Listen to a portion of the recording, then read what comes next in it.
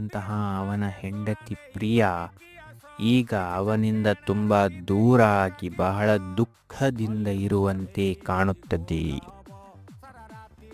ಅವನ ಮಗಳು ಮೀರಾ ತಂದೆಯ ಆಧಾರವಿಲ್ಲದೆ ಬೆಳೆಯುವುದನ್ನು ನೋಡುತ್ತಾನೆ.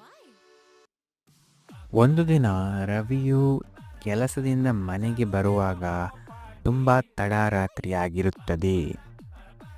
ಅವನ ಹೆಂಡತಿ ಪ್ರಿಯಾ ಅವನಿಗಾಗಿ ಕಾಯುತ್ತಾ ಬಹಳ ಬೇಸರದಿಂದ ಕುಳಿತಿರುತ್ತಾಳೆ. ರವಿ, ನೀನು ಯಾವಾಗ್ಲೂ ತುಂಬಾ ಬ್ಯುಸಿ ಆಗಿ ಕೆಲಸದಲ್ಲಿ ನಿರತನಾಗಿ ಇರುತ್ತೀಯಾ? ನನಗೆ ನೀನು ಬೇಕು, ನಿನ್ನ ಜೊತೆ ಸಮಯ ಕಳೆಯಬೇಕು. ನಾನು ಇದನ್ನು ನಮಗಾಗಿ ಮಾಡುತ್ತಿದ್ದೇನೆ ಪ್ರಿಯಾ. ನಾವು ಬಯಸಿದ ಎಲ್ಲವನ್ನೂ ನಾವು ಹೊಂದುತ್ತೇವೆ. ನನ್ನನ್ನು ನಂಬು. ಇದನ್ನು ಕೇಳಿದ ಪ್ರಿಯಾಳ ಕಣ್ಣುಗಳು ನೀರು ತುಂಬಿಕೊಂಡವು. ಆದರೆ ಅವಳು